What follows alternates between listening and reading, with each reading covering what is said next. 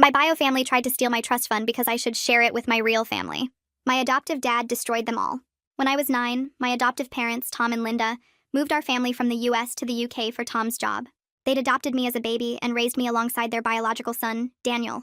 Before the move, they set up a trust fund for both Daniel and me, equal amounts for when we turned 21 or needed help with housing or education. They wanted us to have security no matter what happened. The solicitors managing it had strict protocols, including security questions only I could answer, things about my childhood, my adoptive parents' details, and our life in the US.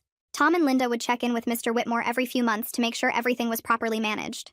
When I was 17, my biological parents reached out through social services, wanting to meet me. Tom and Linda supported my decision to connect with them, but stayed protective. The bio family lived in Manchester, parents Ava and Keith, and 3 kids they'd kept, twins Jason and Riley, who were 20, and Chloe, who was 14. They gave this whole sob story about being too young when they had me, but somehow managed to keep the 3 kids they had right after. I tried building relationships with them for years while Tom and Linda watched nervously. The bio family always seemed weirdly interested in my adoptive parents' money. They'd ask about Tom's banking job, our house in Surrey, and where Daniel and I went to school. Ava would drop comments about how lucky I was to be raised rich while they struggled. Keith would joke about my sharing the wealth with my real family. The twins would hint about needing help with university costs. Chloe just glared at me like I'd stolen her life. Last month, I got a call from Mr. Whitmore himself. He said there'd been multiple attempts to access my trust fund in the past week. First, someone claiming to be me called, saying I needed £30,000 for a family emergency. When security questions were asked, they put him on hold, and he could hear multiple people whispering in the background. They got every question wrong and hung up. Then Ava called, pretending to be Linda, my adoptive mother, saying she needed to authorize a release for me. Except she pronounced Linda's maiden name wrong and didn't know Tom's middle name. Mr. Whitmore knew immediately it wasn't Linda because he'd spoken to the real Linda that morning about Daniel's trust disbursement. The third attempt was Keith calling as Tom, which was ridiculous because Mr. Whitmore knew Tom's voice after 15 years. Keith tried deepening his voice but didn't know basic details like when the trust was established or what bank Tom worked for. He got aggressive when questioned and threatened to move the trust to another firm. The real Tom would never act that unprofessionally. But the bio family didn't stop there. The twins created fake email addresses similar to mine and sent requests for emergency funds. Chloe showed up at Whitmore and Associates' office pretending to be me, but the receptionist knew what I looked like from previous visits. She was escorted out by security. They even had Ava's sister Helen call pretending to be a hospital administrator, saying I was in critical condition and needed treatment funds. Mr. Whitmore called Tom and Linda immediately. They were furious and called me to make sure I was safe. When I explained the bio family's money obsession over the years, Tom lost it. He'd always been calm, measured, the kind of dad who never raised his voice. But hearing that the people I'd tried to bond with were just after the money he'd saved for me changed something. Tom took time off work and hired a private investigator. Within a week, the investigator found that the whole bio family was in serious debt. Ava and Keith owed $40,000 on failed business ventures. The twins had massive student loans and gambling debts. Chloe had been caught shoplifting 3 times. They'd planned the whole thing as a family, thinking they could get the money before anyone noticed. They'd even researched what my trust was worth by finding old public records from Tom's financial disclosures at his bank. Tom didn't just want them stopped, he wanted them destroyed. He called his contacts at every major bank in Manchester and informed them about the attempted fraud. Keith worked at a small accounting firm that did business with Tom's bank. Tom pulled all contracts. Keith was fired within days. Ava was a receptionist at a medical practice. Tom knew the practice owner through golf. When he heard about Ava impersonating a patient's mother to steal money, she was gone too. The twins worked at the same restaurant. Tom's colleague owned the chain. They were both terminated for theft after the owner suddenly decided to check the till cameras more carefully. Chloe's university got an anonymous tip about her shoplifting record that she'd hidden on her application. She lost her spot in the design program. But Tom wasn't done. He called me into his study that evening, closing the door behind us with a soft click that felt louder than it should have. The room smelled like leather and old books, familiar and safe, but Tom's expression was something I'd never seen before. He sat down across from me, leaning forward with his elbows on his knees and started listing names. Banking contacts in Manchester, the owner of Keith's accounting firm, the medical practice where Ava worked, the restaurant chain employing the twins. Each name came with a specific plan, delivered in this cold, steady voice that made my stomach twist. He explained exactly how he'd pull contracts, make calls, ensure each person in that family lost everything they had. He wanted me to understand this wasn't about stopping the fraud. This was about making sure they never recovered from trying to steal from me. I sat there watching him tick through his mental checklist like he was planning a business merger, not destroying 5 people's lives. Part of me wanted to tell him to stop, that this was too much, that we should just let the police handle it. But then I remembered Ava practicing Linda's voice, Keith researching my trust fund value, all 5 of them sitting around planning how to steal money Tom and Linda had saved for me. My hands started shaking in my lap. Tom noticed and reached over to squeeze my shoulder, his face softening for just a second before going hard again. He said they'd made this choice when they decided to target his daughter. Every word he spoke made my chest feel tighter, like I couldn't quite get enough air. He kept going, explaining how Keith's firm couldn't afford to lose Tom's bank as a client, how the practice owner owed Tom favors from their golf games, how his colleague at the restaurant chain would review security footage if Tom asked. The connections kept coming, this whole web of professional relationships I'd never really thought about. Tom worked in banking for over 20 years, knew everyone who mattered in the financial sector across northern England. He could make one phone call and end someone's career. I felt sick realizing how much power he actually had, power he'd never used for anything except protecting our family. Now he was using all of it like a weapon, systematic and precise. My throat felt tight and I couldn't tell if I wanted to cry or throw up. Linda appeared in the doorway, must have heard us talking and came to sit beside me on the sofa. She took my hand without saying anything, her fingers warm and steady against mine. Tom looked at both of us and asked if I understood why he had to do this. I nodded because I did understand, even though understanding didn't make the sick feeling go away. Linda's thumb rubbed circles on the back of my hand, while Tom pulled out his phone and started making calls right there in front of us. The first call was brief, professional, Tom's banking voice talking about contract reviews and compliance concerns. He hung up and made another call, this one to someone he called mate, talking about golf and mentioning he'd heard some concerning things about fraud attempts. Linda's hand tightened on mine. Tom made 4 more calls in the next 20 minutes, each one carefully worded, never directly saying what he wanted, but making it crystal clear anyway. I watched him work through his contact list like he was checking items off a shopping list. When he finally put the phone down, he looked at me and said Keith would be gone by morning.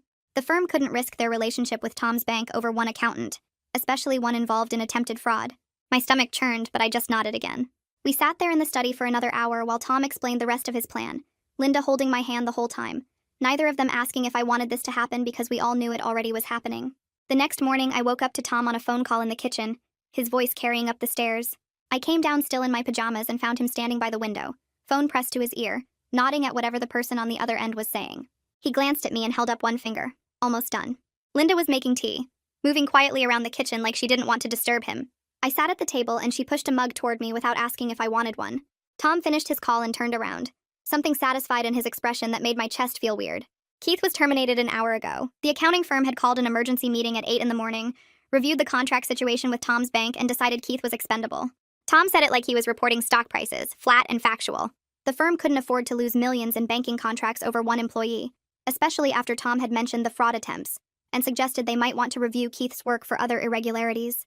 I wrapped both hands around my tea mug, feeling the heat seep into my palms.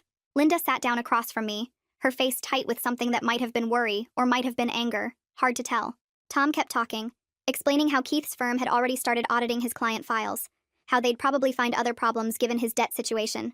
My tea was too hot to drink, but I tried anyway, burning my tongue. The sharp pain felt almost good, something physical to focus on instead of the image of Keith getting called into an office and fired. Tom's phone rang again, and he answered immediately, walking back toward his study. Linda and I sat in silence, listening to his voice fade down the hallway. She reached across the table and covered my hand with hers, not saying anything because what was there to say? Her eyes looked tired, like maybe she hadn't slept much. I wondered if she'd been up all night thinking about how far Tom was taking this, if she'd tried to talk him out of it. But I also knew Linda would never stop Tom from protecting me, no matter how brutal his methods got. We stayed like that for a while, holding hands across the kitchen table, the morning sun coming through the window making everything look too normal and bright for what was happening. 2 days later, I was scrolling through Facebook when Ava's post popped up in my feed. She'd written this long, angry rant about unfair dismissal and corrupt practice owners, claiming she'd been fired for no reason after years of loyal service. My finger hovered over the screen, reading every word twice. She had no idea Tom had orchestrated the whole thing through his golf contact. The practice owner had apparently called her into his office yesterday afternoon and terminated her immediately. Something about concerns over professional conduct and patient privacy. Ava was raging about how she'd never done anything wrong, how this was discrimination, how she was going to sue. The post already had 30 comments from her friends saying how terrible this was, how unfair, offering sympathy and outrage. I felt this weird mix of vindication and guilt churning in my stomach. Part of me wanted to comment and tell everyone what she'd really done, how she'd tried to steal from me, how she'd impersonated my mother to access my trust fund, but another part of me just felt sick watching her lose everything. Linda had warned me to stay off social media completely, said anything I posted could make things worse. I closed the app and put my phone face down on my bed. The guilt sat heavy in my chest even though I knew Ava had brought this on herself. She'd researched my trust fund, practiced impersonating Linda, coordinated with her whole family to commit fraud. Tom wasn't destroying an innocent person. He was making sure a criminal faced consequences. I picked my phone back up and read Ava's post again, her words getting angrier toward the end, talking about how she had bills to pay and kids to support. The comments kept coming, people she knew offering to help her find new work, saying the medical practice would regret this. Nobody knew the real story. Nobody knew she'd tried to steal 30,000 pounds from her biological daughter. I thought about Keith losing his job the same week, about how their whole family was probably panicking right now. Bills piling up with no income coming in. The vindication felt stronger than the guilt this time. They'd planned this together, all 5 of them sitting around working out how to steal from me. Now they were dealing with what happened when you targeted the daughter of someone with Tom's connections and determination. Daniel came home that weekend, showing up Friday evening with a backpack, and this serious expression I'd only seen a few times before. He hugged me in the hallway, holding on longer than usual, then pulled back to look at my face like he was checking if I was okay. Linda made dinner while Daniel and I sat in the living room, and he asked me to tell him everything from the beginning. I went through the whole story again. The phone calls to Mr. Whitmore, the impersonation attempts, Tom hiring the investigator, all of it. Daniel's face got harder as I talked, his jaw clenching when I described how they'd researched my trust fund value and practiced their fake voices. When I finished, he was quiet for a minute, then said he wanted to kill them. The words came out flat and serious, not like a joke or exaggeration. I'd never heard Daniel talk like that about anyone. He said he'd always thought the biological family was weird about money, the way they asked questions and made comments. But he'd figured I should make my own choices about relationships. Now he wished he'd said something sooner, warned me they were obviously just interested in what they could get from our family. Tom called us for dinner, and Daniel spent the meal asking questions about the job terminations, the police report, what was happening next. Tom explained his plans with the same cold precision he'd used with me, and Daniel just nodded along, completely supporting every brutal step. Having my brother's anger on my side made the whole thing feel less wrong somehow. We'd always protected each other growing up, stood up for each other at the school, backed each other up with our parents. This was just an extension of that, Daniel supporting me against people who'd tried to hurt me. After dinner, he suggested we watch a movie, something mindless and funny to take my mind off everything. We ended up on the sofa with Linda between us, some comedy playing that I barely paid attention to. But having Daniel home made the house feel safer, like our family was circling around me to keep the biological family's chaos from getting through. He stayed the whole weekend, barely leaving my side, and I realized how lucky I was to have a brother who dropped everything to come home and make sure I was okay. The twins lost their restaurant jobs on Monday, both of them terminated the same day. I found out because Jason called my phone that afternoon, his number lighting up my screen while I was doing homework. I didn't answer, just watched it ring until voicemail picked up. 2 minutes later, the notification appeared, and I sat there staring at it, not sure if I wanted to listen. Finally, I pressed play, and Jason's voice came through, high-pitched and panicked in a way I'd never heard from him before. He was yelling about how their lives were being ruined, how they'd both been fired for theft they didn't commit, how someone had obviously set them up. His words tumbled over each other, barely coherent. Something about the owner reviewing security footage and finding discrepancies in the till counts. He said they knew it was Tom, knew our family was behind this, and they were going to prove it somehow. The voicemail cut off mid-sentence, like he'd run out of time or just given up. I played it again, listening to the genuine panic in his voice, the fear underneath the anger. Jason had always been the cocky one, the twin who thought he was smarter than everyone else, and now he sounded desperate. The reality of Tom's revenge hit different hearing that voicemail, making it real in a way the job terminations hadn't felt before. These were actual people losing their income, facing bills they couldn't pay, watching their lives fall apart. I thought about Jason and Riley sitting in some manager's office getting accused of theft, probably knowing exactly who'd caused this but unable to prove anything. The restaurant chain owner was Tom's colleague, had probably been happy to review footage more carefully when Tom suggested there might be problems. Maybe they really had been skimming from the till, or maybe the owner just found enough small discrepancies to justify firing them. Either way, they were gone. 2 more people in that family suddenly unemployed. I saved the voicemail even though Linda had told me not to engage with them at all. Something about having Jason's panic recorded felt important, like evidence that Tom's plan was working exactly how he'd intended. My phone stayed quiet the rest of the day. No more calls from the twins or anyone else in that family. They were probably too busy dealing with their crisis to keep trying to contact me. I wondered if they'd figured out yet that this was just the beginning, that Tom wasn't going to stop until every single one of them had lost everything. Tom showed me the documentation that evening, spreading papers across the dining room table after dinner. Antonia Wilkinson had put together this whole file on the biological family's planning, evidence she'd collected over the past 2 weeks. I sat down and started reading, my stomach dropping further with each page. They'd been researching trust fund access procedures for at least 6 months, way before their first phone call to Mr. Whitmore. Antonia had found their search histories, websites they'd visited about inheritance law and financial fraud, forums where they'd asked questions about security protocols. They'd practiced their impersonations too, evidence of voice recording apps on their phones, notes about Linda's maiden name and Tom's middle name. Ava had written down details about my childhood, things I'd told her during our visits, organizing the information like she was studying for an exam. The fake email addresses had been created weeks before they used them, sitting dormant while they planned out their approach. Every single step had been calculated, discussed, coordinated between all 5 of them. Tom pointed to one page showing Keith's research into Tom's financial disclosures, how he'd found public records showing the approximate value of my trust fund. They'd known exactly what they were going after, down to the specific amount. Another page showed forum posts from Ava asking about ways to bypass identity verification, whether security questions could be answered through research or social engineering. Someone had responded with detailed advice about building relationships with targets first, gathering information slowly so it didn't seem suspicious. My hands started shaking holding the papers. This wasn't desperate people making a stupid mistake. This was a calculated long-term scheme where I'd been the target from the very beginning. Tom had highlighted certain sections, making sure I saw the worst parts. Riley had posted in a gambling forum about coming into money soon, telling people he'd have his debts paid off by summer. Jason had searched for luxury items online, apparently already planning how to spend money they hadn't stolen yet. Even Chloe had been involved in the planning, her phone showing searches about trust fund inheritance and whether adopted children had the same legal rights as biological ones. I pushed the papers away and put my head in my hands. Tom sat down beside me and said this was why he had to destroy them, because they'd spent half a year planning to steal from me. Every visit, every conversation, every time they'd acted interested in my life, had been part of gathering information for their fraud attempt. I'd thought I was building a relationship with my biological family, and they'd been researching how to rob me. I couldn't sleep that night, kept thinking about all those forum posts and search histories.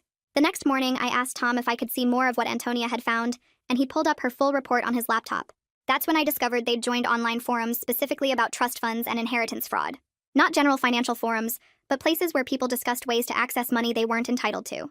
Ava had made posts asking about security protocols at solicitor firms, whether phone calls were recorded, how identity verification typically worked.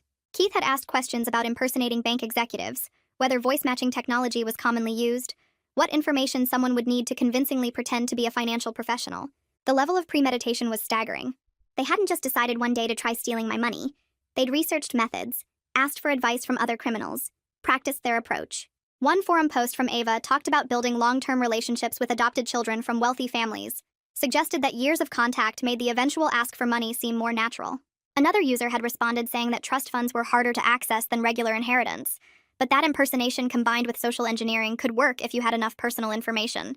They'd taken that advice and run with it, spending 4 years gathering details about my life, my adoptive family, my childhood memories.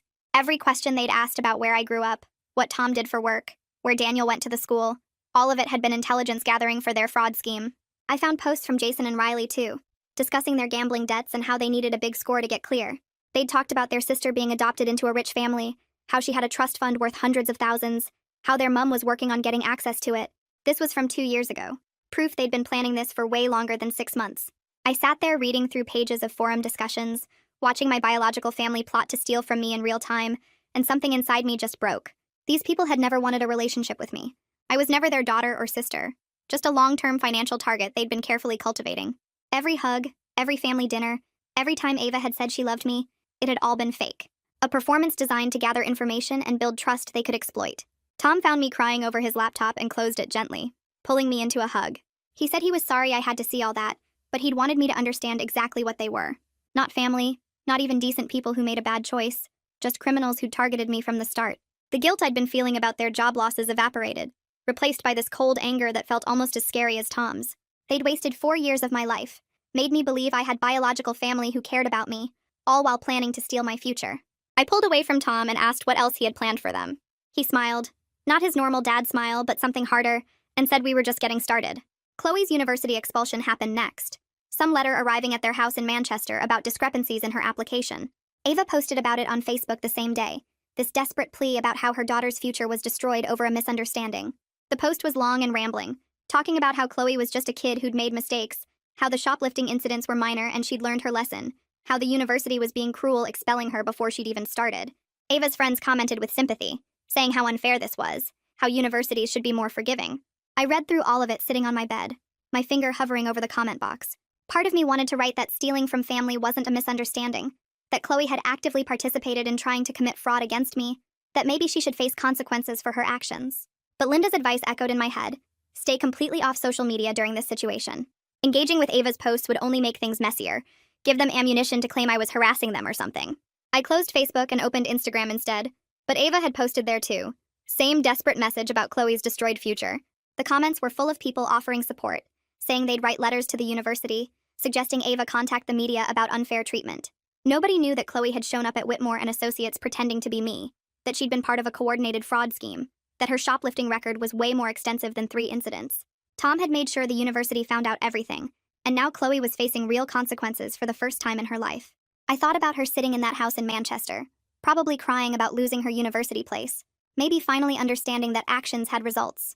She was only 14, younger than me when I'd first met the biological family, and part of me felt bad for her. But then I remembered her glaring at me during family dinners, like I'd stolen something that should have been hers. Remembered her excited participation in the fraud scheme according to Antonia's evidence. Chloe had known what she was doing, had chosen to be part of it, and now she was learning that choices mattered.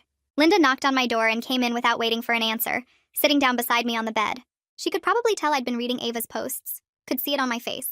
She took my phone gently and set it on the nightstand, then pulled me into a hug. Her arms felt safe and steady, nothing like the biological family's fake affection. She said Ava would keep posting desperate messages, keep trying to paint herself as the victim, but I needed to stay out of it completely. Anything I said publicly would get twisted, used against us, turned into evidence that we were the bad guys somehow. The best thing I could do was let Tom handle everything and focus on taking care of myself. I nodded against her shoulder, knowing she was right, but hating how helpless it made me feel. The next morning, Mr. Whitmore called Tom's mobile while we were having breakfast. I could hear the urgency in Tom's voice as he answered, could see his expression shift from casual to focused in seconds. He put the phone on speaker so Linda and I could hear. Mr. Whitmore explained that he'd formally reported the fraud attempts to the police. A detective named Kurt Wilkinson had been assigned to the case and wanted to interview me about my relationship with the biological family. He needed to understand the history, the suspicious behavior, the gradual escalation of their interest in money. Tom asked when and where, his hand already reaching for his diary. Mr. Whitmore said Kurt could meet me at a police station in London whenever was convenient. Probably needed a few hours for a thorough statement. I felt my stomach twist at the thought of recounting everything, of laying out 4 years of relationship building only to realize it had all been fake. Linda squeezed my hand across the table and said she'd come with me. Tom nodded and told Mr. Whitmore to arrange it for the next day. Give me time to prepare mentally. The police station in London was nothing like I'd imagined, just a regular office building with interview rooms that looked like conference spaces. Kurt Wilkinson was younger than I expected, maybe mid-30s, with a kind face that made talking easier. He set up a recording device and explained that everything I said would be documented as evidence. I started from the beginning, from when Ava and Keith first reached out through social services. Kurt asked specific questions about their initial approach, whether they'd mentioned money right away. I explained they'd been subtle at first, just asking general questions about Tom's job and where we lived. But over the years, the questions got more direct, more pointed. Ava would ask about trust funds during casual conversations, wondering if Tom had set anything up for us kids. Keith would joke about me sharing the wealth with my real family, laughing like it was funny when it clearly wasn't. The twins constantly hinted about needing help with university costs, never directly asking but making their financial struggles very obvious. I talked for nearly 2 hours and Kurt kept recording, kept taking notes, kept asking follow-up questions. He wanted specifics about every conversation I could remember, every hint they'd dropped, every time they'd pushed boundaries around money.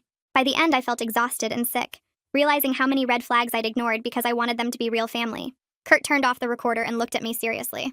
He said the evidence of coordination was overwhelming, that this wasn't just attempted fraud, but a serious criminal conspiracy case. Multiple family members working together over years to research, plan, and execute a scheme to steal from me. The premeditation made it much worse legally than if it had been one desperate person making a stupid choice. 3 days later, Tom came home from work, holding a thick envelope with an angry expression. He dropped it on the kitchen table where Linda and I were making dinner. It was a letter from a solicitor representing the biological family, threatening legal action for interfering with their employment. The letter claimed Tom had used his professional influence to get innocent people fired without cause, that his actions constituted harassment and defamation. Linda read it over Tom's shoulder, her face getting redder with each paragraph. The solicitor was demanding Tom cease all contact with their employers and pay compensation for lost wages. Tom pulled out his phone and called his own solicitor right there in the kitchen. He explained the situation in clipped, professional tones, then forwarded photos of the threatening letter. His solicitor called back within an hour with a response already drafted. Tom put it on speaker so we could hear. The response detailed every fraud attempt with dates and times, included Mr. Whitmore's formal complaint to police, and suggested the biological family focus on their impending criminal charges, instead of making baseless threats. The letter ended by stating that any further harassment would be reported to Kurt Wilkinson as witness intimidation. Tom looked satisfied as he authorized his solicitor to send it immediately. 2 days after that, Helen called Tom's office during business hours. His secretary transferred the call to his mobile because he'd left instructions about any contact from Manchester numbers. Tom answered and immediately started recording, a habit he'd developed since this whole situation began. Helen's voice was shaky and apologetic, saying she needed to explain her role in the hospital administrator impersonation. She claimed Ava had pressured her into it, had told her I was actually sick and needed help getting money released from my trust fund. Tom let her talk, didn't interrupt, just let her dig herself deeper.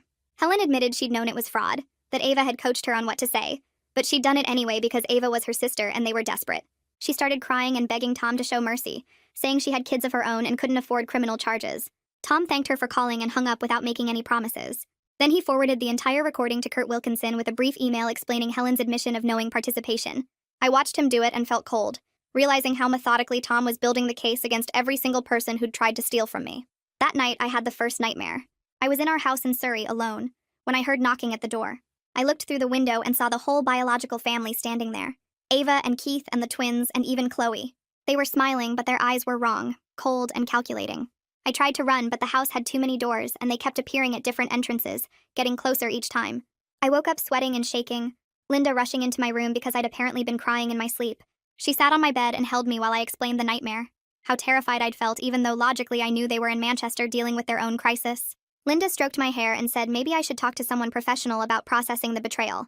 She'd been worried about me. Could see how the situation was affecting me even though I tried to act normal.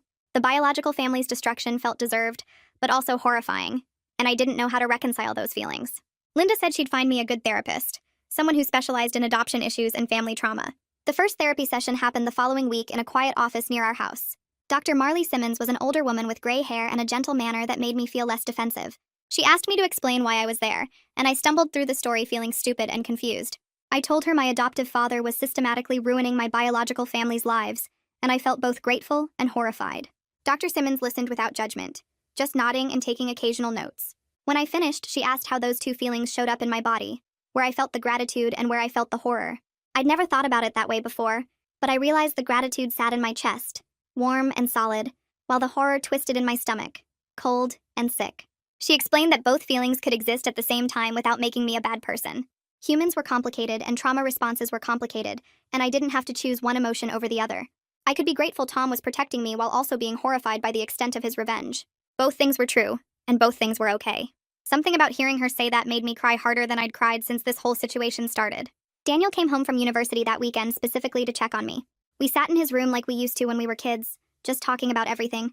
He admitted he'd never trusted the biological family from the first time we met them. He said they looked at me like I was a bank account, not a sister, and it had made him uncomfortable from day one. I asked why he never warned me, and he looked guilty. He explained that he'd wanted to say something but didn't want to seem jealous or controlling. Didn't want to be the adoptive brother trying to interfere with my biological family connection. Tom and Linda had told him to let me make my own choices and form my own opinions. So he'd stayed quiet and watched them circle closer, watched them ask increasingly inappropriate questions about money, watched them treat me like an investment they were cultivating. Hearing him say all this made me realize how carefully my adoptive family had tried to support my choices, while privately worrying about me. They'd given me space to build relationships with the biological family, even though they saw the red flags clearly. They'd trusted me to figure it out on my own, and when I couldn't, when the biological family escalated to actual fraud, Tom had stepped in with overwhelming force. Tom came home from work one evening a few weeks later with that cold, focused expression I'd learned to recognize. He sat us all down in the living room and announced he wasn't finished yet. The job losses were just the beginning, he said. He'd been digging into the biological family's financial records through his banking contacts and found evidence of other fraudulent activities beyond the trust fund attempts. Linda looked worried, asking if he was taking this too far, but Tom shook his head. He said these people had targeted our daughter, had researched and planned and coordinated to steal from her, and they needed to face every consequence of their actions. He'd found things, he said, things that showed the fraud attempts against me were just one scheme in a pattern of criminal behavior. Daniel asked what kind of things, and Tom said he'd let his investigator explain the details. Antonia Wilkinson was coming over the next day to present her findings about Keith and Ava's other activities.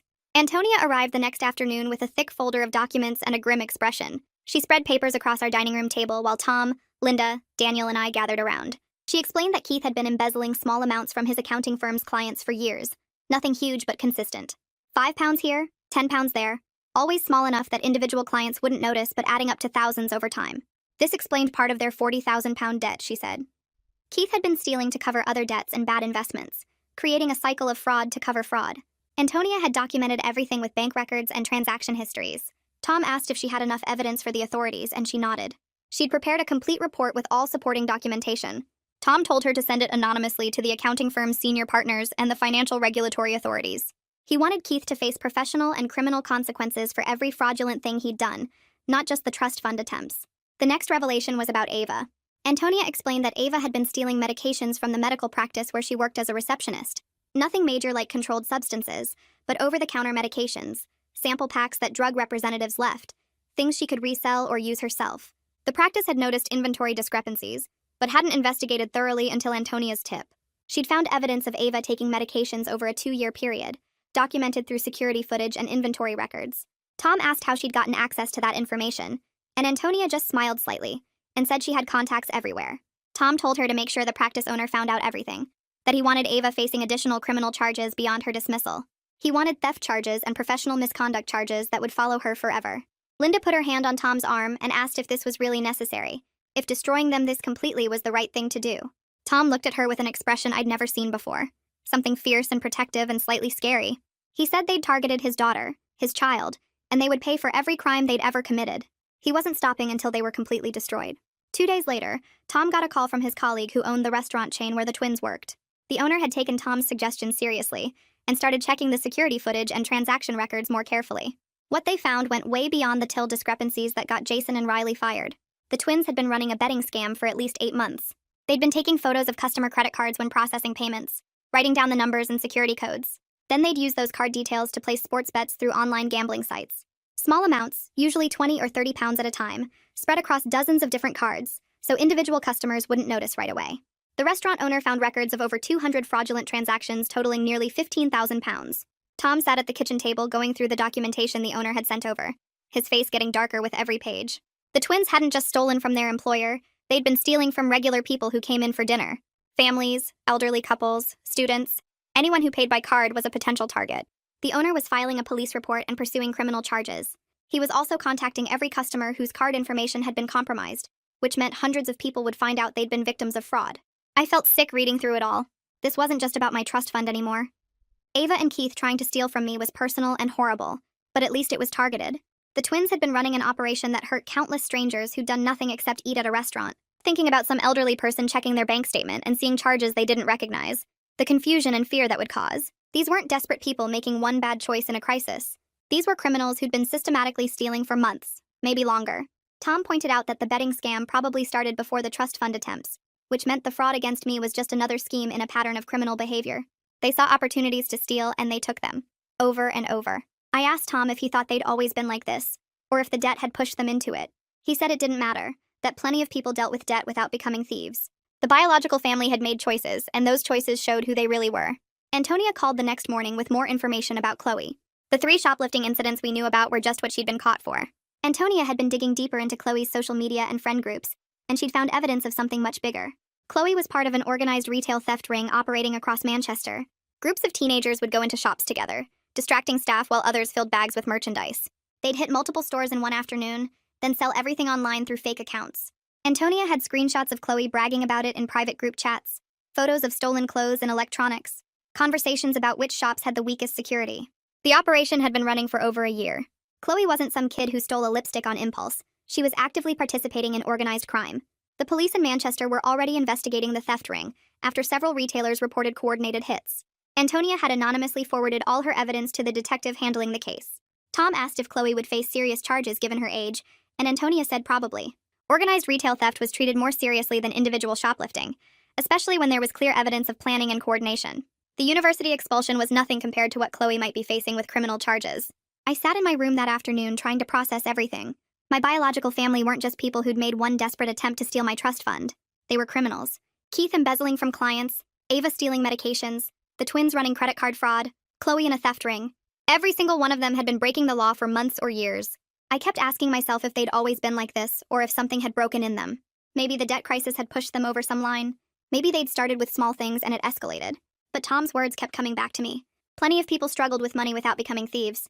Plenty of families faced hardship without coordinating fraud schemes against their own relatives. At some point, the biological family had looked at their situation and decided that stealing was acceptable.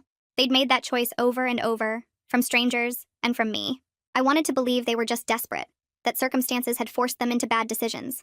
That would be easier to understand. But the evidence showed planning and repetition. These weren't panicked mistakes. They were deliberate actions. The house phone rang that evening while Tom was still at work. Linda answered in the kitchen, and I heard her voice change immediately. She grabbed a pen and started writing notes, her face tight. She kept saying things like yes, and I understand, and that's very interesting. When she hung up, she told me it had been Ava calling.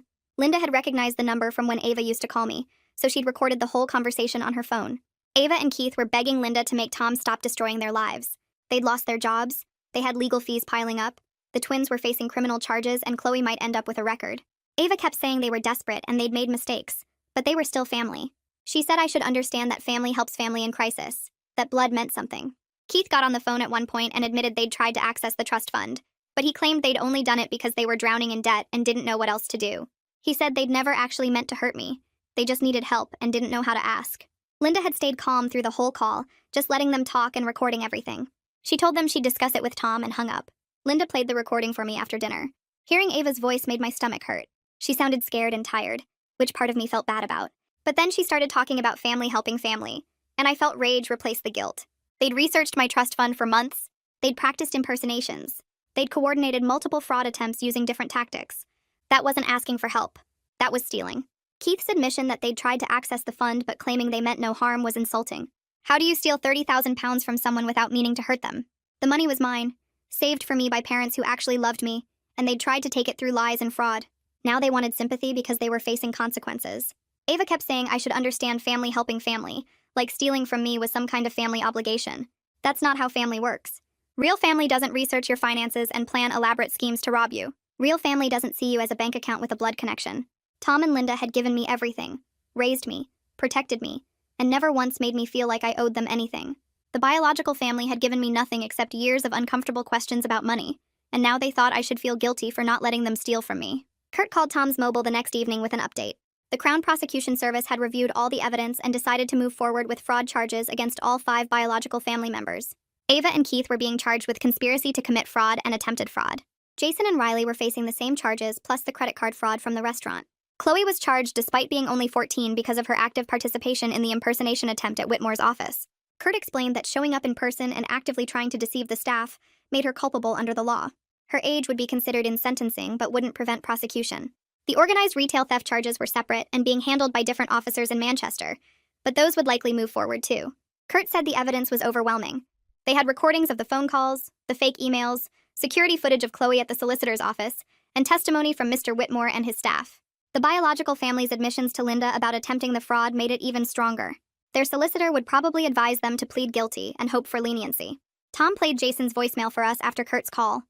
Jason sounded panicked and desperate. He said he knew Tom was behind everything falling apart for them. He said he'd testify against his parents if Tom would help him avoid prosecution. He'd tell the police everything about how Ava and Keith planned the whole thing, how they'd pressured him and Riley into helping. He said he'd made mistakes, but he was young and his parents had manipulated him. He kept saying please over and over, his voice breaking. Tom listened to the whole message with no expression, then forwarded it to Kurt without responding. Linda asked if he was really going to ignore a plea for help from a 20-year-old, and Tom said Jason wasn't asking for help. He was trying to trade his parents for his own freedom. He said the police could handle the biological family's attempts to turn on each other. He wasn't getting involved in their desperate bargaining. Daniel said Jason deserved whatever happened to him for participating in credit card fraud for months. You don't accidentally steal from hundreds of people. You make that choice every single day. Riley showed up at Tom's bank 3 days later. I don't know how he found out where Tom worked exactly. Maybe from all their research into his career, or maybe from asking around in banking circles. He made it into the lobby somehow before security noticed him. He was yelling about Tom ruining their lives, demanding to talk to him, saying Tom had no right to destroy their family over a misunderstanding. Security called Tom's office to verify, then escorted Riley out of the building. Tom got a restraining order that same afternoon, filing paperwork that prohibited Riley from coming within 500 feet of him, our house, his workplace, or any of us. The solicitor handling it said Riley's appearance at the bank showed escalating behavior that could become dangerous. People who felt cornered sometimes did unpredictable things. Tom came home that evening looking shaken in a way I'd never seen before. He'd always been so controlled and confident, but Riley showing up at his workplace had rattled him. He told Linda we needed to take security seriously now. The biological family was losing everything and they blamed us. Desperate people were dangerous people. Linda called a security company the next morning. They came out that afternoon to assess our house in Surrey and recommend upgrades. We ended up getting a complete system overhaul. New locks on all the doors and windows. Motion sensor lights around the entire property. Security cameras covering every entrance and the driveway. A monitored alarm system that would alert the police if triggered. The technicians spent 2 days installing everything, and I hated every minute of it. I hated that I was scared of my biological family. I hated that we needed cameras and alarms because people who shared my DNA might show up and do something violent. Ava and Keith had seemed pathetic and desperate on that call to Linda, but Riley screaming in Tom's bank lobby showed a different side. They were angry now, not just scared. They blamed Tom for their consequences instead of accepting responsibility for their crimes. The restraining order would stop Riley legally, but it wouldn't stop him physically if he decided he had nothing left to lose. The security system made our house feel like a fortress, which was good for safety, but terrible for feeling like this was home. Daniel called from university that weekend and said he was coming home for a week. Tom told him it wasn't necessary, that we were fine with the new security system, but Daniel insisted. He said he couldn't focus on classes knowing Linda and I were alone in the house during the day while Tom was at work. What if Riley showed up again? Or one of the others? What if they decided to try something desperate? Daniel said he'd already talked to his professors about taking the week remote and doing his coursework from home. He arrived Sunday evening with his laptop and a bag of clothes. He set himself up in the living room where he could see the driveway through the window, and he barely left that spot all week except to sleep. He'd work on his assignments but kept glancing up at the security camera feeds on his phone. Linda tried to tell him he was being overprotective, but I was grateful he was there. Having Daniel home made me feel safer in a way the cameras and alarms couldn't. He was my brother, my real brother, the one who'd grown up with me and protected me my whole life. The biological family had given me nothing except fear and betrayal. My adoptive family had given me everything, including a brother who'd drop his university week to make sure I was safe. My next therapy session with Marley happened 2 days after Daniel went back to university. I sat in her office and told her everything Tom had done to the biological family, listing each job loss and consequence like reading off a shopping list. She listened without interrupting, then asked how I felt about it all.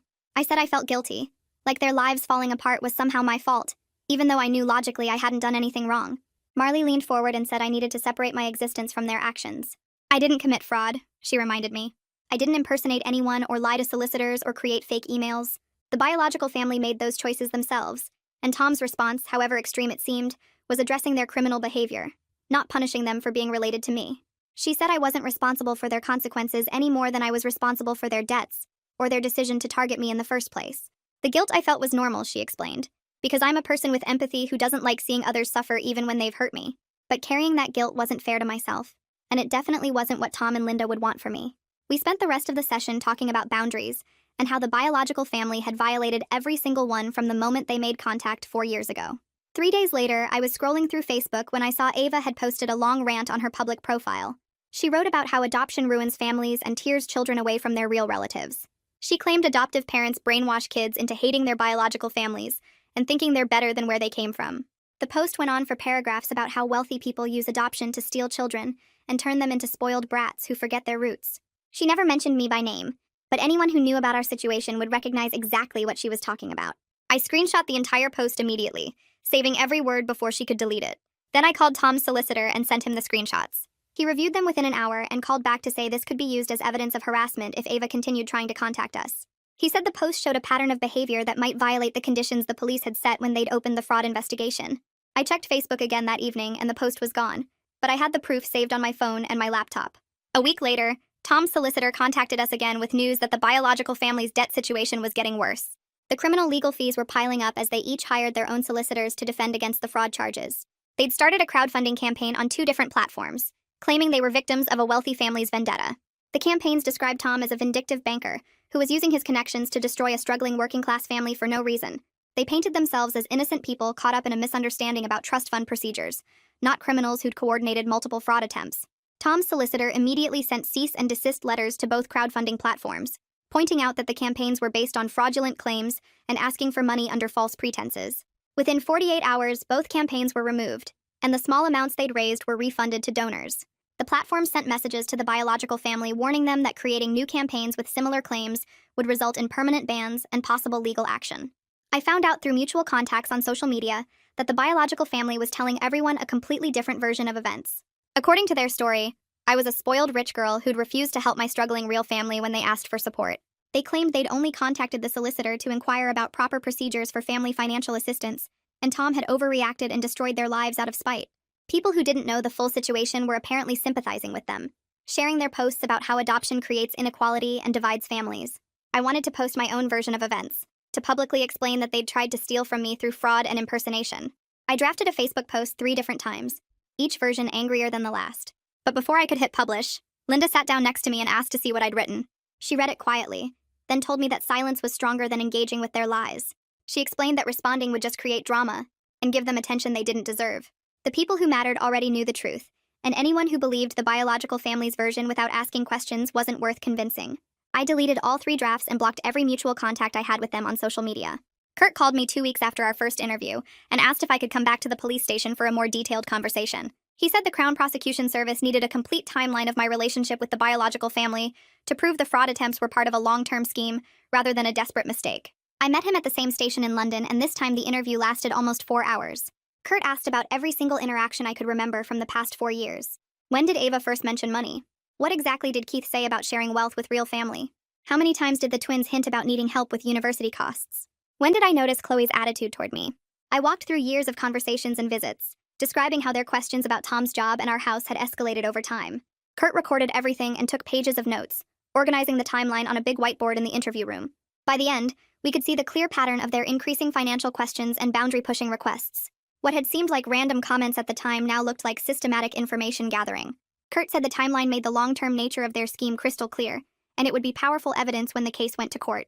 That evening, Tom called me into his study and showed me a folder of documents his investigator had found. The biological family had researched UK inheritance laws and trust fund regulations for months before their fraud attempts. They'd visited legal advice websites and downloaded guides about challenging trust fund legitimacy. They'd even consulted with a dodgy solicitor in Manchester about ways to contest my trust fund, asking whether biological parents had any legal claim to money set aside for adopted children. The solicitor had apparently told them they had no legal standing, which was probably why they'd resorted to fraud instead. The documents showed they'd explored every possible legal angle to get my money before deciding to impersonate me and my adoptive parents. Tom's investigator had found browser history, saved PDFs, and even handwritten notes about different strategies they'd considered. Looking through the evidence made me feel sick, because it proved they'd spent months planning how to steal from me while pretending to build a relationship. The next piece of evidence Tom showed me was even worse. The investigator had recovered deleted messages from the twins' phones showing they'd discussed fabricating a medical emergency for Chloe. They'd planned to tell me she needed urgent surgery that the NHS wouldn't cover, then present me with fake hospital bills they'd created using Photoshop. The messages included drafts of the Photoshop files and discussions about how much money to ask for. They'd debated whether $20,000 or $30,000 would be more believable for emergency medical costs. Riley had written that they should make it about Chloe because I might feel more sympathetic toward the youngest sister than toward him or Jason. The manipulation planning was so detailed and calculated that I had to leave Tom's study and go to my room. I sat on my bed feeling physically ill, realizing how close they'd come to using a fake medical crisis to steal from me. If the trust fund fraud attempts hadn't happened first, I might have fallen for the medical emergency story and voluntarily given them money. Daniel came home from university that weekend and went straight to the family computer in the living room. He'd been thinking about something and wanted to check the old email account we'd all shared years ago before he and I got our own accounts. He spent an hour scrolling through archived messages, then called Tom, Linda, and me over to look at what he'd found. The biological family had been asking Tom and Linda for money since I'd first made contact at 17. There were emails from Ava asking if they could help with the twins' university fees, messages from Keith requesting loans for his business ventures, even one from Chloe asking if Linda could buy her a laptop for school. Tom and Linda had quietly refused every single request, always politely but firmly, explaining that they couldn't provide financial support to my biological family. They'd never told me about any of these requests, trying to let me form my own relationship with the biological family without prejudice. Daniel showed me timestamps proving the requests had started within weeks of my first meeting with them and had continued regularly for 4 years. Tom and Linda had been protecting me from knowing that the biological family saw them as a source of money from the very beginning. I confronted Tom and Linda that night, angry that they hadn't warned me about the biological family's constant money requests. Linda said they'd hoped the requests would stop, and that Ava and Keith might genuinely want to know me as a person, not just as a connection to wealth. Tom admitted they'd made a mistake by not being more direct about the red flags, but they'd been trying to respect my autonomy and let me make my own decisions about the relationship.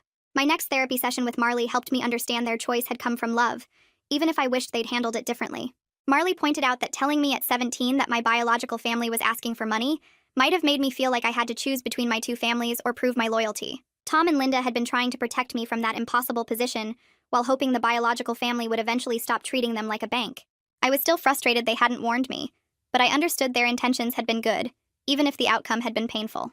The preliminary court hearing was scheduled for a Tuesday morning in Manchester Crown Court.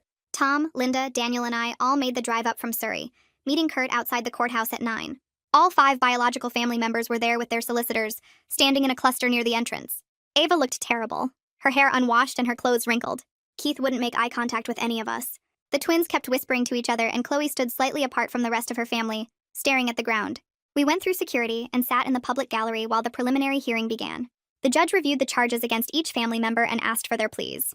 One by one, all 5 of them pleaded not guilty, despite the overwhelming evidence Kurt had collected. Their solicitor stood up and tried to argue they'd been confused about trust fund access procedures, not attempting fraud. He claimed they'd believed family members could request funds on behalf of the trust beneficiary, and had simply made mistakes with the security questions. Kurt told us afterward that it was a desperate strategy that wouldn't work. The evidence of coordination, the multiple impersonation attempts, the fake emails, and the 4-year timeline of financial obsession made it impossible to claim innocent confusion. The judge set a trial date for 3 months away, and granted the prosecution's request to maintain all existing bail conditions, including the restraining order keeping Riley away from Tom's workplace. 2 days after the court hearing, Tom called me down to his study. Antonia sat across from his desk with her laptop open, her expression grim. She'd been digging deeper into the Bio family's background, and what she'd found made my stomach turn. She pulled up screenshots of Facebook groups and online forums, showing me posts from years ago, where someone using a fake name had been asking detailed questions about trust funds and adoptive families. The profile picture was blurry, but when Antonia zoomed in on one photo where the person's face was partially visible, I recognized her immediately. It was Ava. She'd been active in adoption reunion groups, support forums for biological parents, and even some sketchy financial advice communities. Her questions were always the same pattern, asking about trust fund access, what adoptive parents typically set up for adopted children, how to reconnect with biological children who'd been adopted by wealthy families. Antonia had found at least 7 other adopted people Ava had contacted over the past 5 years, all of them from families with money. She'd sent friend requests, left comments on their posts, asked seemingly innocent questions about their relationships with their adoptive parents. Most of them had ignored her or blocked her after a few messages, but she'd kept trying with different accounts under different names. I felt physically sick looking at the evidence spread across Tom's desk. I wasn't special to her, wasn't her daughter she'd been desperate to reconnect with. I was just the one who'd actually responded to her initial contact, the one whose adoptive parents had enough money to make years of fake relationship building worth the effort. Tom reached across and squeezed my hand while I stared at the screen. Antonia explained that Ava had been researching this type of scheme for at least 6 years based on the oldest posts she could find. The calculated nature of it destroyed something in me, the last tiny piece of hope I'd been holding on to, that maybe some small part of her approach had been genuine. She'd selected me like someone shopping online, scrolling through options until she found one worth pursuing. Kurt called the next afternoon with an update that made things worse. His team had been investigating the twins' gambling debts, and they'd discovered Riley and Jason owed money to some genuinely dangerous people in Manchester. Not just bookies or casual loan sharks, but organized criminals who had a reputation for violence when debts went unpaid.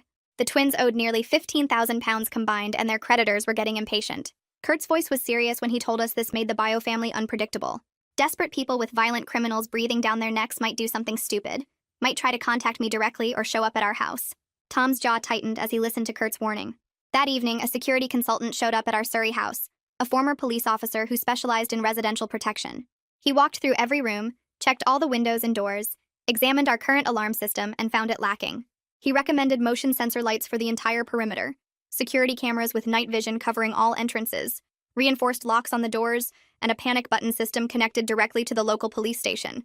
Tom approved everything immediately, telling the consultant to install it all within the week. Linda looked pale as the consultant explained the various threat scenarios, and I realized how much danger we might actually be in. The twins knew where we lived because I'd stupidly invited them to visit once, back when I'd thought we were building a real relationship. They knew our address, had seen the inside of our house, knew which room was mine. The security consultant recommended I vary my daily routine, avoid being alone outside the house, and keep my phone charged at all times. I felt like I was living in a crime drama, except this was my actual life now. The next blow came from Chloe's school. Tom's investigator had sent them documentation about her shoplifting record, the same information that had gotten her university place revoked. The school held an emergency meeting with Ava and Keith, and the outcome was swift. Chloe was expelled not just for the theft record she'd hidden on her enrollment forms, but for her participation in the trust fund fraud attempt. The school had a strict code of conduct, and criminal behavior violated it completely. Ava lost it on Facebook that night, posting a long rant about how her daughter's entire future was destroyed over one mistake. She painted Chloe as a victim, claimed she'd been pressured by her parents, said a 14-year-old shouldn't have her life ruined for following her family's lead. I read the post 3 times, feeling this complicated knot in my chest. Part of me felt genuinely bad for Chloe because she was just a kid whose parents had involved her in crime. Ava and Keith had brought their 14-year-old daughter to a solicitor's office to commit fraud, had coached her on how to impersonate me, had made her an active participant in stealing from me. But another part of me remembered how Chloe had looked at me during family visits, that cold glare like I'd personally stolen her life by being adopted into money. She'd been old enough to know right from wrong, old enough to say no to her parents' scheme. The security footage from Whitmore and Associates showed her walking in confidently, not scared or reluctant. She'd wanted to be part of it. I closed Facebook and tried not to think about whether a 14-year-old deserved to have her education destroyed, but I couldn't quite shake the image of her being escorted out by security while trying to steal my money. A week later, Tom's solicitor received a formal letter from the Bio family's legal representation. They were offering a plea deal where all 5 of them would plead guilty to reduced charges in exchange for Tom stopping his professional retaliation campaign. Their solicitor laid out the terms in careful legal language, but the message was clear. They'd admit to attempted fraud if Tom would stop destroying their lives and livelihoods. Tom read the letter twice, then handed it to his own solicitor with instructions to refuse. He told me that evening his response was simple. Their criminal consequences for the fraud attempts were completely separate from the natural professional consequences of being fraudsters. He'd informed his colleagues and contacts about their criminal behavior, and what those people chose to do with that information was their own decision. He wasn't forcing anyone to fire them or refuse to work with them. He was just making sure the truth was known. Being known fraudsters made them unemployable. That was their problem, not his. Linda looked worried when he explained this, asking quietly if maybe enough damage had been done. Tom's response was cold. They'd tried to steal from his daughter, had researched and planned it for months, had involved their own children in crime. He didn't care if they ended up homeless and destitute. They'd earned every consequence coming their way. I sat there listening to him and feeling this weird mix of gratitude and unease. He was protecting me fiercely, but his anger was so intense it scared me sometimes. Mr. Whitmore called and asked me to come to his office to discuss additional security measures for my trust fund. I drove to London with Linda the next morning, and we sat in his familiar office while he explained the new protocols he wanted to implement. All my existing security questions would be changed to things only I could possibly know, specific memories and details that even Tom and Linda weren't fully aware of. He wanted to add biometric verification, fingerprint and retinal scans that would be required for any in-person requests. He was setting up a two-person authorization system, where both he and a senior partner would need to approve any disbursements over £5,000. He apologized repeatedly for not having stronger protocols in place from the beginning, even though I kept telling him he'd handled the fraud attempts perfectly and protected my money completely. He looked genuinely upset, like he felt personally responsible for the Bio family's attempt to steal from me. I thanked him for everything he'd done, for recognizing the fake calls immediately, for contacting Tom and Linda right away, for keeping my trust fund completely secure through their coordinated attack. He walked us through the new security setup, had me create new answers to impossible questions, took my biometric scans for the database. By the time we left his office 2 hours later, my trust fund had better security than most bank vaults. Linda bought me lunch in London afterward, and we talked about how strange it felt that money I couldn't even access for another few months had caused so much destruction. That night, Tom did something I'd never seen before. He sat down with Linda and me in the living room and admitted he felt guilty. His voice was quiet when he said he should have vetted the Bio family more carefully before supporting my relationship with them. He should have hired an investigator years ago, should have looked into their background and finances, should have protected me from people who only wanted to use me. Linda reached over and took his hand, her voice gentle when she reminded him I'd been 17 and had the right to know my biological family. He couldn't have predicted they'd be criminals without evidence, and treating every biological family like potential fraudsters would have been wrong too. She told him he'd made the right choice supporting my decision to connect with them, that respecting my autonomy had been more important than his protective instincts. Tom looked at me with this expression of pain and regret, asking if I blamed him for not stopping me from building a relationship with them. I told him honestly that I didn't blame him at all, that I'd wanted to know them so badly I would have found a way even if he'd tried to stop me. Linda was right. I'd had the right to make my own choices even if those choices led to pain. He'd been the best father I could have asked for, protecting me when it mattered and trusting me to make my own decisions when I needed that freedom. We sat there for a long time, the three of us processing everything that had happened and how it had changed our family. Daniel came home from university that weekend specifically to talk to me. We went for a walk through the neighborhood, and he told me something that made my chest tight. He'd hired his own private investigator 2 years ago to check on the Bio family because something about them had felt off. He'd found the debt, found Chloe's shoplifting record, found evidence that they were in serious financial trouble, but he hadn't found any evidence of fraud planning back then, so he'd kept quiet about what he'd discovered. Now he felt guilty for not pushing harder to warn me, for not showing me the evidence of their money problems and their questionable behavior. His voice was thick with regret when he said maybe if he'd spoken up sooner, I wouldn't have been blindsided by their betrayal. I stopped walking and turned to face him, seeing the genuine guilt in his expression. He'd been trying to protect me in his own way, gathering information but not wanting to seem like a jealous brother trying to sabotage my relationship with my biological family. I understood that impulse completely. I told Daniel the truth I'd been coming to terms with in therapy. I wouldn't have believed him 2 years ago, even if he'd shown me everything his investigator had found. I'd wanted the biological family connection so badly that I was ignoring every red flag myself, explaining away their weird money questions and uncomfortable comments. I'd been so desperate to find where I came from that I'd convinced myself their interest in my adoptive family's wealth was just natural curiosity. Dr. Simmons had called this a normal adoption response during our sessions, this desire to find where you came from even when the reality doesn't match the fantasy. Adopted kids often idealize their biological families, project all their hopes and dreams onto people they barely know. I'd been doing exactly that, building this imaginary version of Ava and Keith and the twins and Chloe in my head that had nothing to do with who they actually were. Daniel listened quietly, then pulled me into a hug right there on the sidewalk. He told me he loved me and he was sorry I'd been hurt, and I realized how lucky I was to have a brother who'd cared enough to investigate potential threats to me, even when doing so made him feel guilty. Kurt called Tom the following Tuesday with another update. The trial date had been set for 3 months away, and he wanted us to know the evidence against the Bio family was overwhelming. Phone records, email logs, security footage from the solicitor's office, recorded conversations, financial documents showing their debt and their research into my trust fund. The Crown Prosecution Service had built a case so strong that Kurt expected them to change their pleas to guilty before the trial actually happened. Their solicitor was apparently trying to negotiate the best possible deal, but the prosecution wasn't offering much leniency. The coordination and premeditation made this a serious criminal conspiracy, not a desperate impulse crime. All 5 of them had worked together, planned together, lied together. The evidence showed months of preparation and multiple coordinated attempts to steal a significant amount of money. Kurt explained that their solicitor would likely advise them to plead guilty and hope for reduced sentences, rather than go to trial and definitely lose. Tom thanked him for the update and hung up looking satisfied. 3 months until trial, 3 months of waiting to see if they'd admit their guilt or force us to sit through a full prosecution. I didn't know which outcome I wanted, whether I hoped they'd take responsibility or whether I wanted to see every piece of evidence laid out in court for everyone to witness. Part of me wanted them to face the full weight of a trial, wanted a judge and jury to hear exactly what they'd done and how they'd planned it. Another part of me just wanted it to be over, wanted to move forward without having to relive every moment of their betrayal in a courtroom. Linda said we'd deal with whatever happened when it happened, and for now we should just focus on staying safe and moving forward with our lives. Kurt called the next day with news that Helen had accepted a plea deal. She would testify against Ava about the hospital administrator impersonation in exchange for a suspended sentence.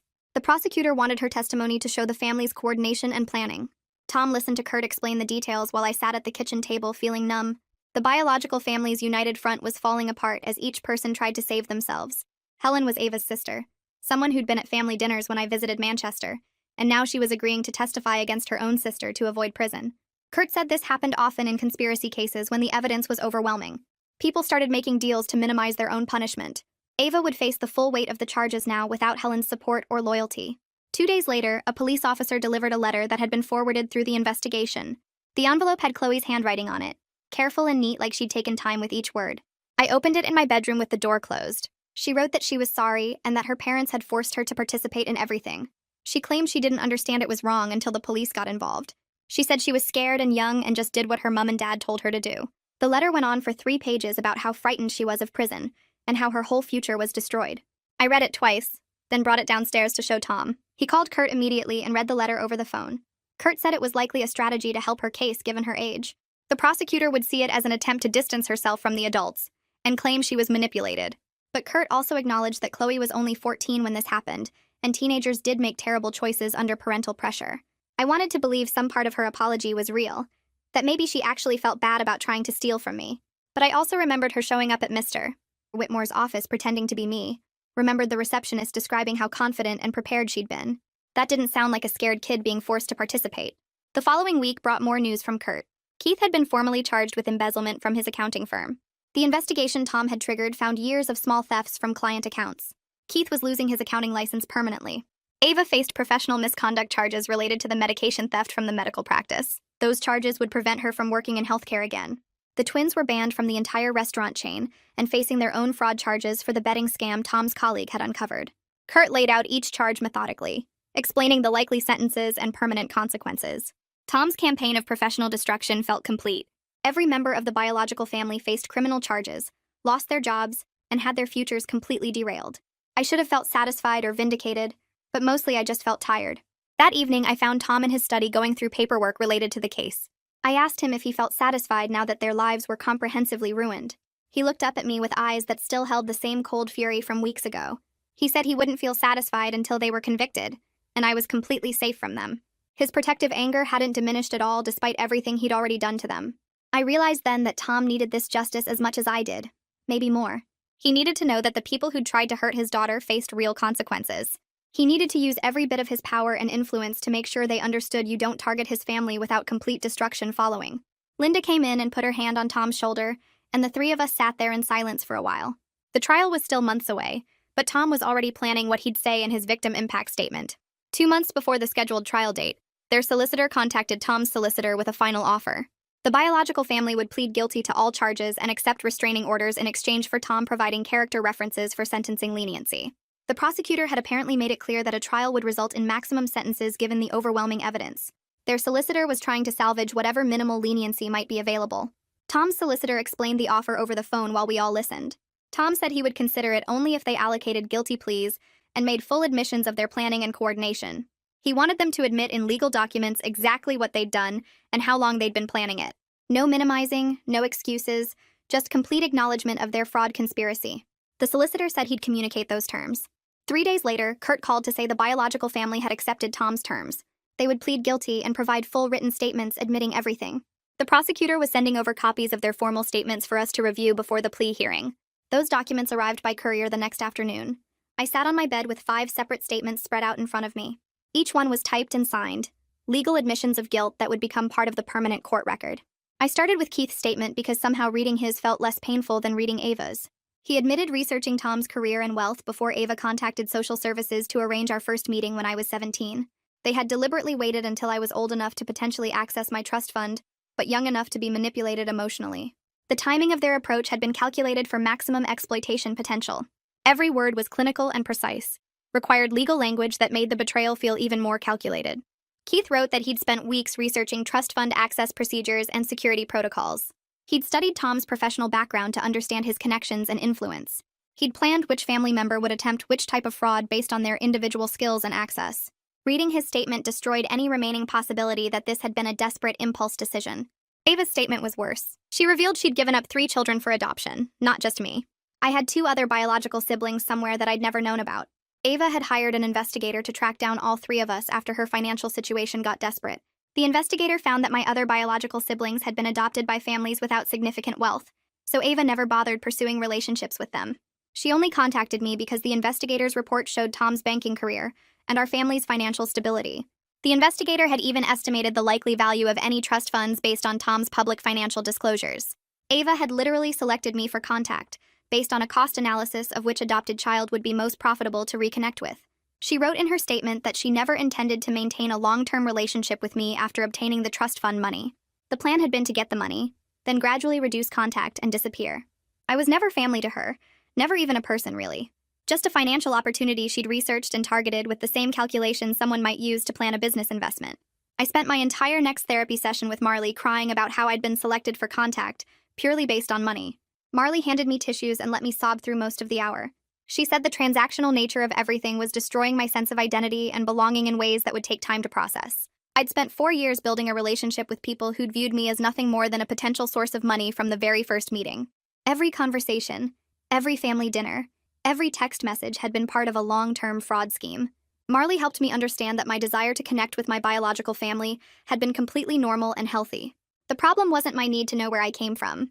The problem was that Ava and Keith were criminals who'd exploited that need for financial gain. But knowing that intellectually didn't stop the crying, or the feeling that something fundamental about my identity had been shattered. The twins' statements showed they'd practiced impersonating me and Tom for weeks before making their first fraud attempt. They'd recorded themselves repeatedly, working on getting the voices right and memorizing details about our lives from social media. Jason had created a whole notebook of information about me, including my childhood stories that I'd shared on Facebook and Instagram. Riley had done the same for Tom, studying his professional history and personal details. They'd rehearsed their phone calls like actors preparing for a performance, critiquing each other's impressions and refining their approach. The level of effort they'd put into the fraud scheme somehow hurt more than if it had been an impulsive, desperate act. This wasn't a family in crisis making a terrible split-second decision. This was months of coordinated planning, practice, and preparation to steal from someone they pretended to care about. I read their statements twice, looking for any hint of remorse or acknowledgement that they'd hurt me as a person. But the statements were just cold admissions of criminal acts, legal requirements they had to fulfill to get their plea deal. They admitted what they'd done but showed no understanding of what they'd destroyed. Chloe's statement sat on top of the pile, and I made myself read it last. She wrote about how the whole thing felt like a game at first, like they were pulling off something clever and exciting. She described practicing her impersonation of me in front of the mirror, trying on different outfits to look the part when she showed up at Mr. Whitmore's office. She thought it would be fun to trick the solicitors and get the money, like something out of a movie. She never understood she was stealing from a real person who'd tried to be her sister. Reading her words made my stomach twist because she was just 14, young enough that maybe she didn't fully get what they were doing. But she also wrote about being excited to spend the money, about what she'd buy with her share once they got it. She saw me as a target, not family, and that realization hurt worse than anything Keith or Ava had written. Her age made her less guilty in the eyes of the law, but knowing a teenager thought stealing from me sounded like an adventure made me feel sick for days after. The sentencing hearing got scheduled for Manchester Crown Court 3 weeks later. Tom, Linda, Daniel, and I drove up together on a cold morning in early November. The courthouse was this massive old building with stone columns and security checks at every entrance.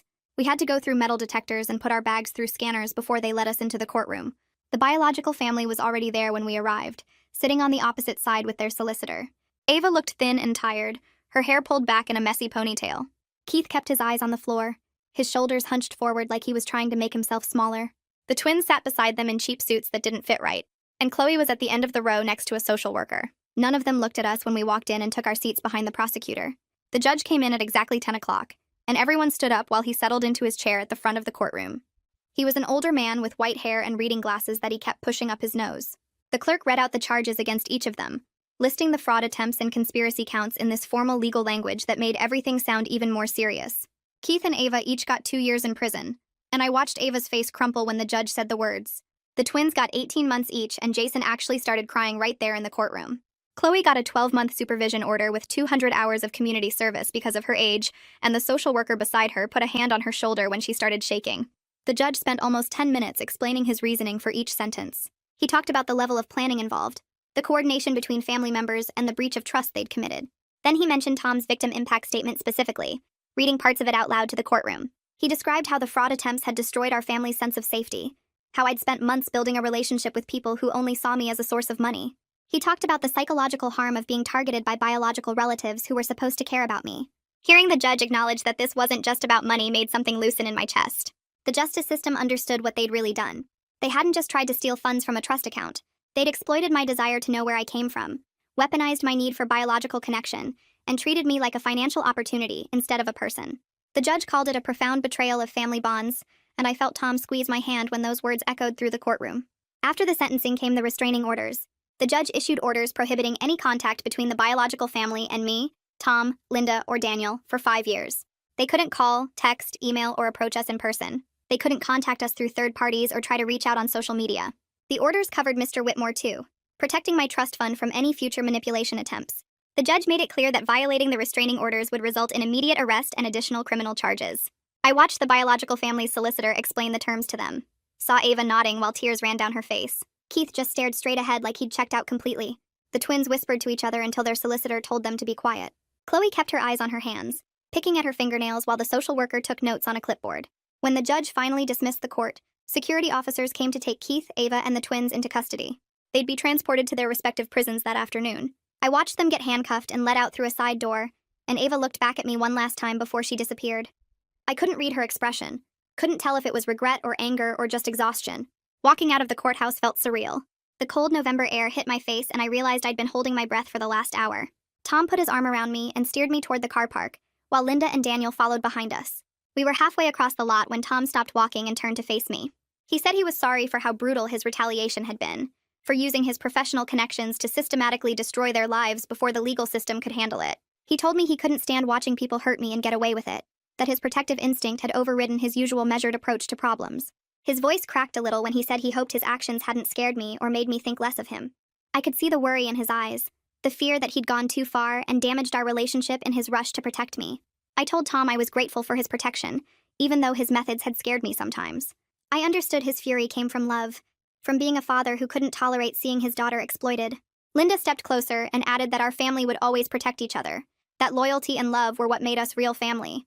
Biology didn't create the bond we shared. Choice did. Tom and Linda had chosen to adopt me as a baby, chosen to give me the same trust fund as Daniel, chosen to support my relationship with my biological family, even when they had doubts.